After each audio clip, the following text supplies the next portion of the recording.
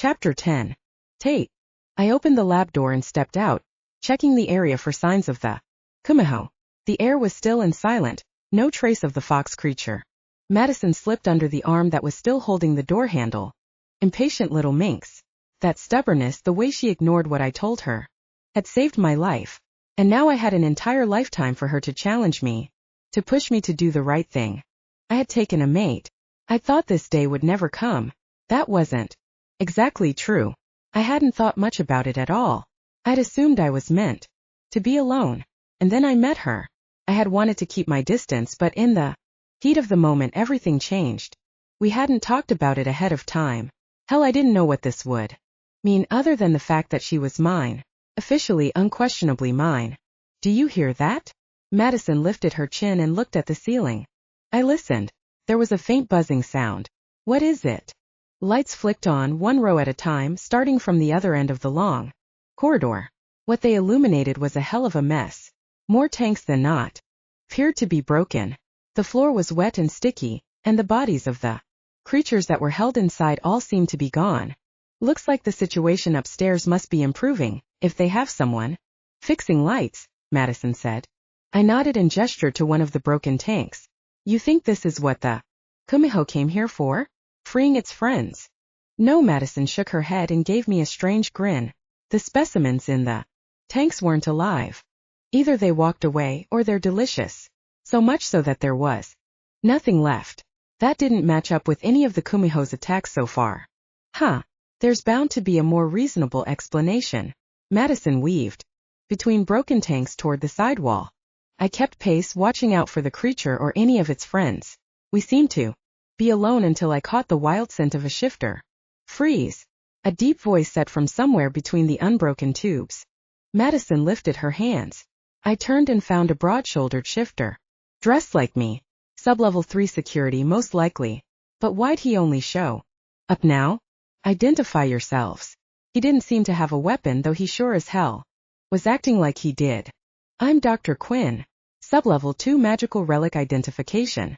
Madison pulled out a badge and showed him. He's with me. The guard spared me a glance, then looked back to Madison. With the lockdown. How'd you get down here? We followed the creature that caused the lockdown, Madison said.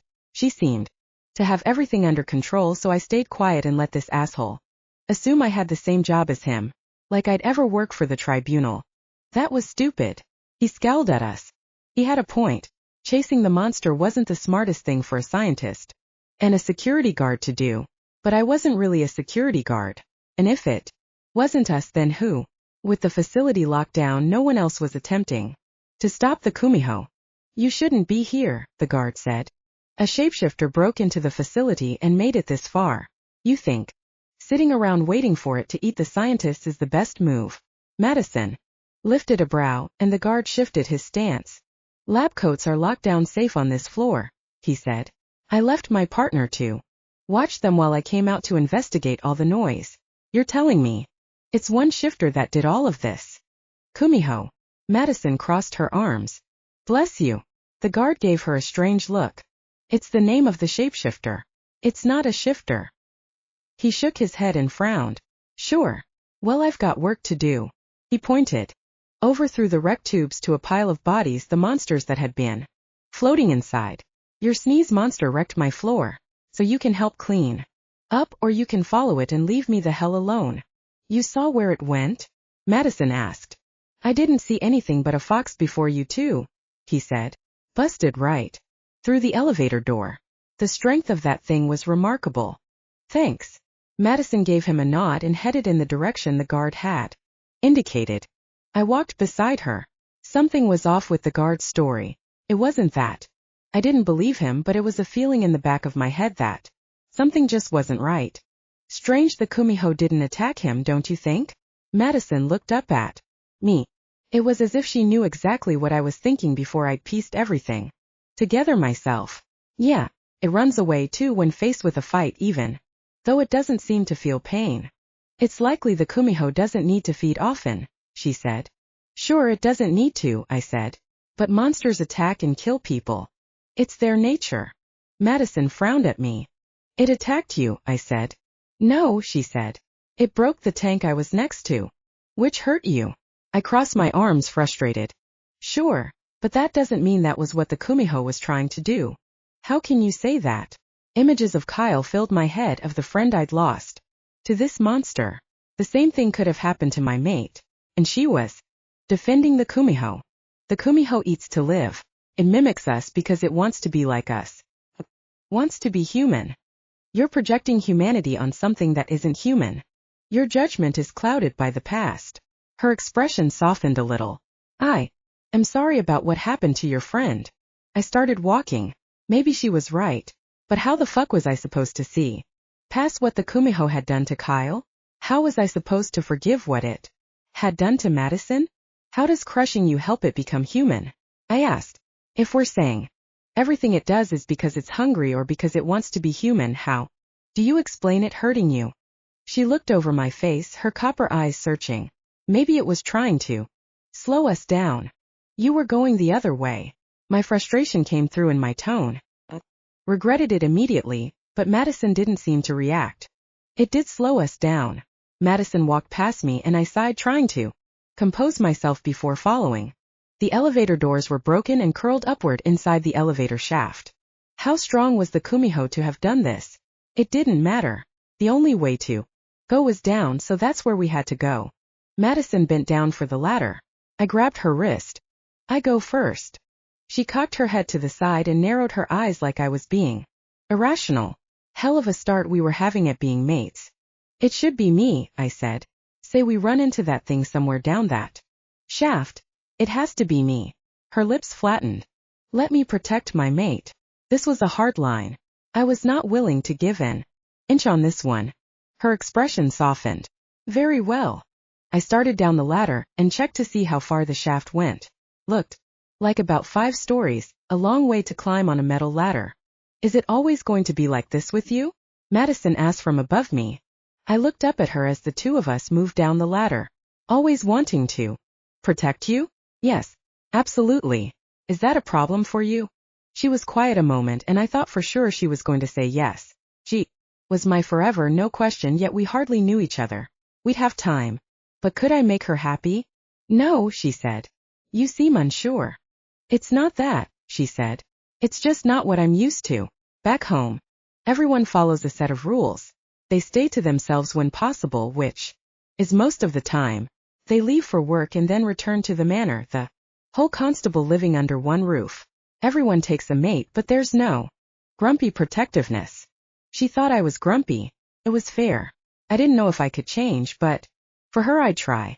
I'll do what I can to rein it in. Don't, she said. I like it. The wolf inside of me swelled with pride. My mate enjoyed my protection. Good. But what I meant was the tension, she said. It feels like we're arguing an awful lot for new mates.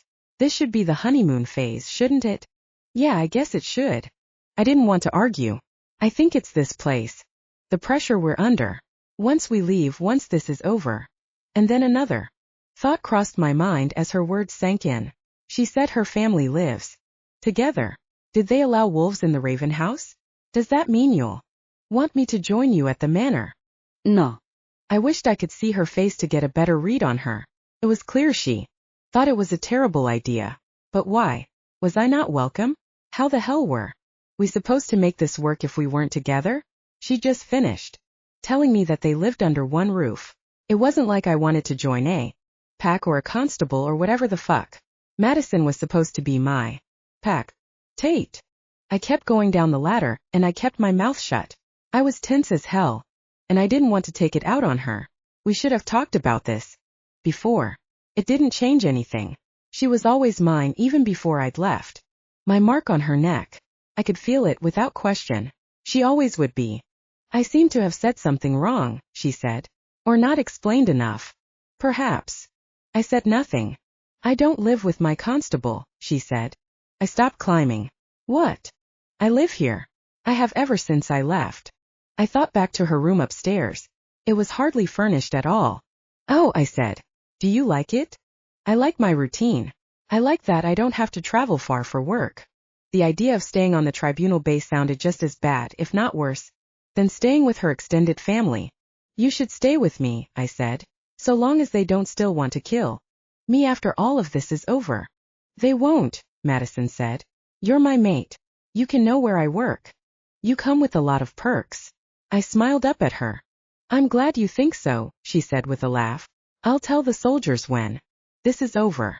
Even if we weren't mates, I imagine that guy Denton would stand up for you. Maybe. I wouldn't hold my breath. There's good in people. Sometimes it's just buried deeper than it should be. It was a nice outlook, one I wasn't sure I shared, but I like seeing the world through her eyes. You mentioned I could stay with you, she said. I have a cabin, I said. It's not that far, especially if you magically flew your way to work. That sounds. I couldn't believe how nervous I felt. Like my whole life was riding on what she said next. Nice, she said. That sounds nice. Can we get moving again though? My hands hurt. Yeah, sorry. I started going down, and then realized this was silly. She didn't need to hurt her hands. I should be carrying her. You could ride down on my shoulder if you want. Shift and perch, I said. No reason for you to climb unless you want to. She laughed. I envisioned attempting to balance in human form on your shoulder and attempting not to fall. I wouldn't mind that either. I smiled up at her, wishing again that I could see her face. Her ass was nice too. Thank you. She murmured her magic words, and in an instant her human body vanished, leaving a just as stunning black bird floating down to land on me. She was light and beautiful, and it felt good to carry her. You're welcome, I said, and continued to descend. It didn't take long before we reached the bottom of the elevator shaft. The mood darkened as soon as I stepped off the ladder and found a body by the entrance to the floor. No question, the Kumiho had been here. Chapter 11. Madison. With my sacred words, I shifted back to human form. The soldier on the ground lay still, a small pool of blood around his neck. His skin was pale, his heartbeat faint, but he was breathing. He would live, thank goodness. I wished there was something I could do for him, but I no longer had the force ring.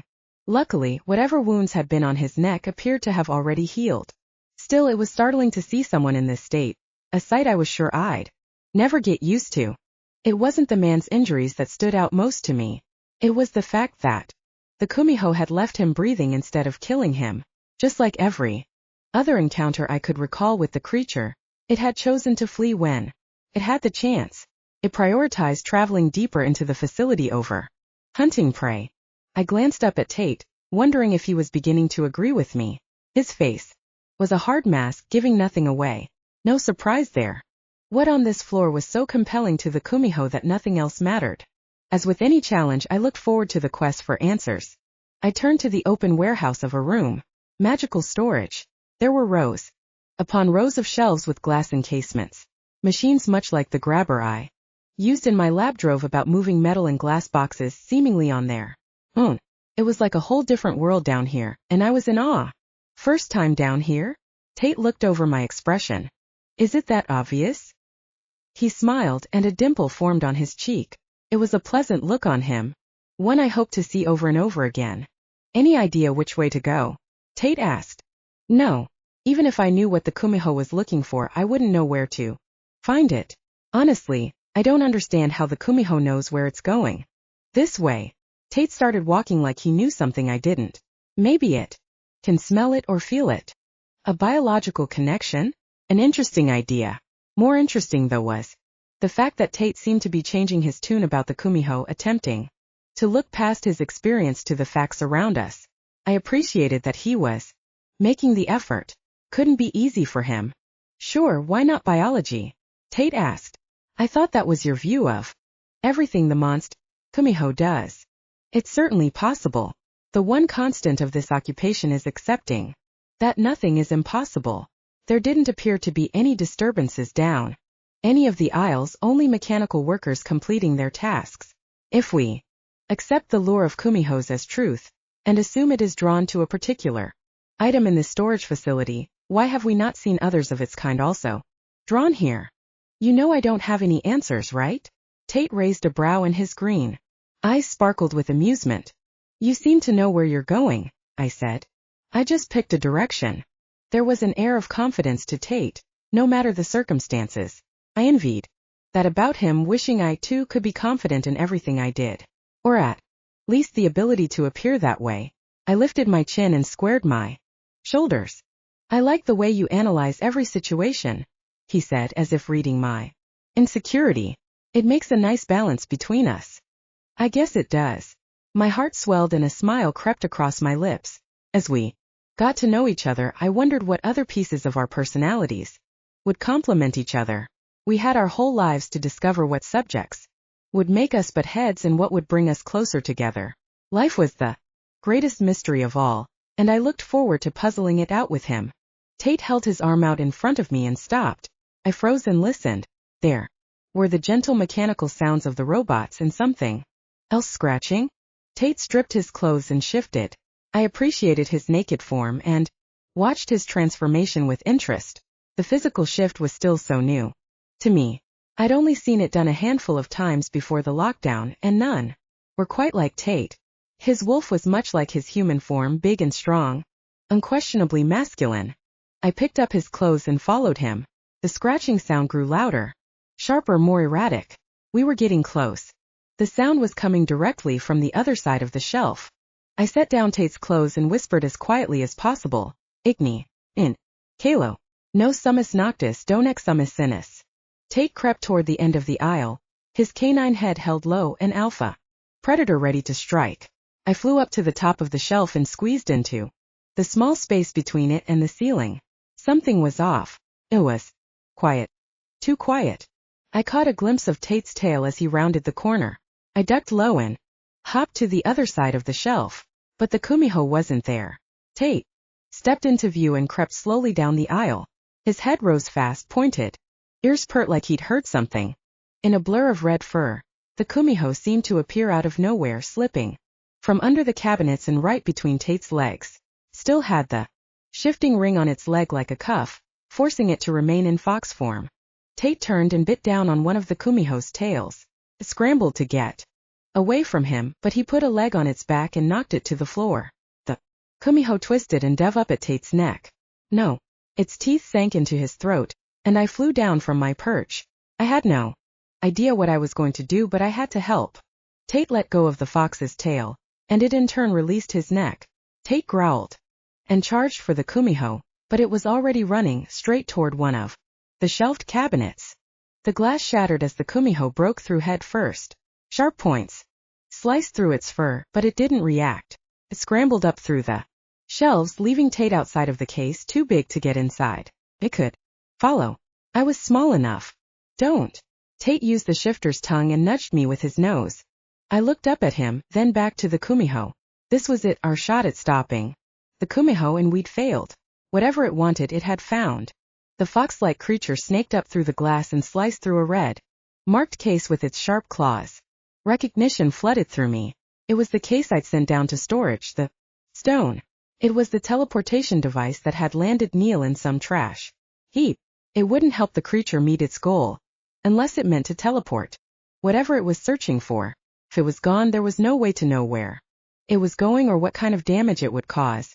We couldn't let it out of the facility. I shifted back to human form and put my hand on the glass. No, don't. The kumiho reached its paw into the box. I flinched. A flash of white light burst in every direction. I blinked hard, the brightness of it seared into my eyes. By the time my sight adjusted, the kumiho was gone. The sound of crying filled the quiet storage room, echoing through the sterile space. I looked through the glass into the cabinet where the kumiho had been. Inside the containment box was a baby. A human baby with bald fists and a red face. Her eyes were squinted shut and she trembled as she cried. My first instinct was to pick up the infant to comfort her, but she was trapped behind the glass, safe from a fall. But I didn't understand. It didn't make sense. Tate shifted back to human form. What the hell? I thought back to what had happened to Neil, to what he had said just before. He touched the stone and teleported away. I don't know about you, but give me excitement, hell, give me a garbage dump. I wish I was anywhere but stuck here with you. I put my hands over my face and laughed. It wasn't a teleportation device. The stone granted wishes. And more than anything, Kumiho's wish to be human. Chapter 12. Tate. Almost as soon as Madison ended her call to the head of the facility, sublevel 8 was flooded with soldiers. I even spotted Denton and Hitchens there. Was a surprise to see the grizzly shifter hadn't been killed by the kumiho. The panther shifter Madison had saved was there, too. Alive. It seemed Madison was right all along, and the fox didn't kill when it could be helped. She had been right about everything. A group of soldiers shoved past the two of us with power tools to bust open the shelving cabinet. The guy with the most badges on his jacket came over to speak to the two of us in person. He introduced himself as Hughes and thanked us for seeing this mission to conclusion, as if we'd been ordered to follow the kumiho. Madison said hello to Hughes, but her attention never left that cabinet. I understand you're mated. Hughes looked from Madison to me. Nothing that you've seen leaves this facility. I nodded. Of course. I was glad showing up here was no longer a death sentence, just like Madison had said. She really was right about everything. Lockdown will be officially over as soon as the threat has been eliminated, Hughes said. No, Madison snapped her attention to Hughes. Excuse me. He frowned. Don't hurt her. She's innocent. Innocent? That monster just took down my entire facility. It injured 9 of my men that I know of. We won't know the extent of the damage caused for days. I understand, Madison said. But this isn't the kumiho. This is a human child. I can't take any chances. I'm sorry. Hughes turned and headed toward the men working on getting the baby out. They pulled the glass casing off, exposing the shelves. Maddie took my hand and squeezed hard. I looked at her face, to the horror in her eyes. After everything we'd been through, it couldn't end like this. She believed the baby was just a baby, and I believed in her. We'll take it. I blurted the words out before I had a chance to think about them. Everyone turned to look at me, but my gaze was set on my mate. We'll watch over the baby, I said, this time firmer. It's not like we can dump it in the human world and hope for the best, right? What do you say? My stomach was a knot of nerves. I'd never taken a leap of faith like this. I'd never trusted anyone like I trusted Madison. Maybe this was part of our story, what fate planned for us all along, a family. Maddie's eyes were wide. She whispered, Her. What? The baby is a girl. She smiled at me. I smiled. Okay, what if we take her? This is ridiculous, Hughes said. I can't allow. She's evidence of magical relic use. Madison squared her shoulders. Therefore, based on Article 3, Section 5, she may not be destroyed. Hughes crossed his arms and glared at her. That's not how the rule is meant to be used. Maddie crossed her arms too. She wished to be human, and now she is. Only a specialist trained in the field of magical relic investigation would be qualified in taking charge of the oversight. A lifetime of observation is required. Let me guess that's your field, Hughes said. Yes. Fine. If zoology confirms it's human, and nothing changes during a mandatory quarantine period, you can have it. Her, Madison said. Don't push it. Hughes turned and walked away. Maddie glowed when she looked up at me, her eyes alight with excitement. We did it. And now we're going to be parents. Oh shit. Maddie walked between the soldiers that were gathered around the cabinet, reached into the box and picked up the baby. The child stopped crying as soon as she was cradled in Maddie's arms. The baby slid her thumb into her mouth, and the tension on her face eased. She looked at peace, and like a normal baby.